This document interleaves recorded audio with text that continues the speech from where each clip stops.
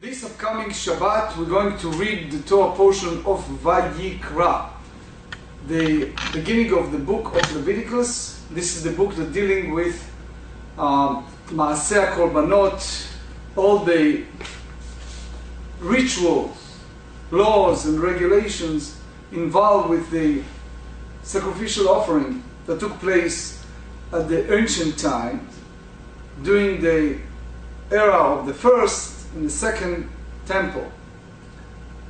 The question that many people asked is, why do we need to hear and read that in our days? We, in a situation for 2,000 years, we do not have temple. Yes, it's part of the Pentateuch, is a part of the 5 books of Moses, yet it's still something that it's hard to see application, especially all the specification of rituals. Furthermore, what's the background of all of that? I'd like to share with you the Rambam, Maimonides, of the era of the middle 12th century.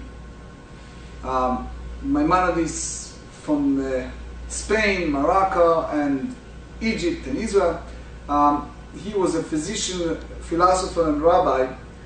One of his books was the Moreh Nevuchim, the Guide for the Perplexed. In that book, chapter 32, the Rambam tried to rationalize, to tell us the reason for the story of the sacrificial offering. He said that since our people were mainly outside of our land, and they're exposed to not only assimilation, but the society who are idol worshippers. If you go to the story of Egypt, how our people were part of the Egyptian culture that worshipped the animals, the same the Kasdiim, they worshipped the Seirim. So there's a different form of goat and sheep and others that those ancient people worship. And in order to, he called it lerapot emunot raot, in order to heal those wrong thinking, the idea of wishful thinking to idol worshipping, therefore the Almighty instituted the idea that bring it as a sacrificial offering to God.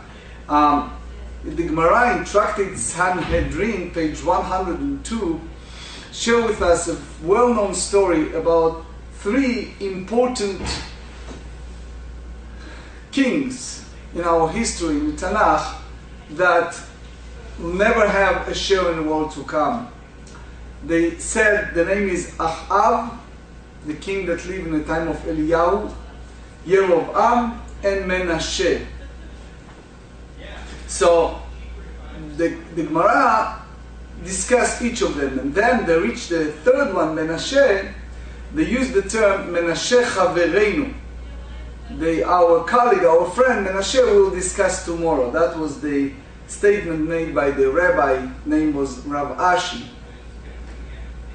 The Gemara elaborates on that and said that right away, that evening, Rav Ashi had a dream, and Menashe, the king, appeared to him in a dream.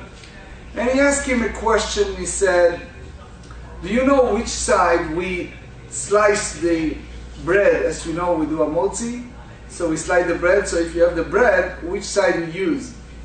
And Rav Ashi did not have the answer. So Menashe asked him, so why you call me your colleague, your friend, if you don't have an answer? And he said, the answer is, if you go over the part that was well cooked, that's the yellow, the almost brown part, that's the part you cut the bread. Then he continued, he said, since we have some distance in our learning, why are you planning to badmouth me, to tell the living, you students, bad things about me worshipping? So Rav Ashi responded, he said, well, it's well known, it's written in the Tanakh that you idol worshipping. In the temple you brought the idol. So Menashe said to him, look, In my time, people used to have a long robe. And the reason that we wore those robes, it's because it was such a yetzer hara, such a strong evil inclination to idol worshipping. So we hope by carrying this long robe, we will be able to restrain ourselves from going and worshipping idols, in a way to do it a little slower, like the story we read 2 weeks ago about Aaron, who tried to delay the idol worshipping of the golden calf. He said, I bet if you, Rav Ashi, live in my time, you not only fold your robe, but you will be among those who rush to idol worshipping. So the Gemara in Tractate Yoma said that the sages pray hard, and they are able, after they congregate and pray and did all the rituals, that evil inclination was uprooted from the heart of the people. And it's a description of how it's come out of the Holy of Holies in the special image. It's a long writings. But the whole idea is, the Nachmanides explain this Rambam, we bring him in this week's parasha in Vaykra. The idea is that it was a great need at that time, which is hard for us to comprehend. If you go to those faraway Tibet and other countries, you may understand a little bit the school of idol worshipping in some form, but today is kind of strange. The reality is it was a great inclination to do it. And because of that, that was the motive, that was the notion that people have. And in a way, our prayer and hope, as we said every day, that by reciting those prayers and those rituals, our lips, our words will be a substitute. Uneshalma parim sfatenu. By prayer, we substitute that ritual of sacrificial offering, yet we still pray that Beit HaMikdash should be rebuilt soon, speedily in our days. Amen. Amen.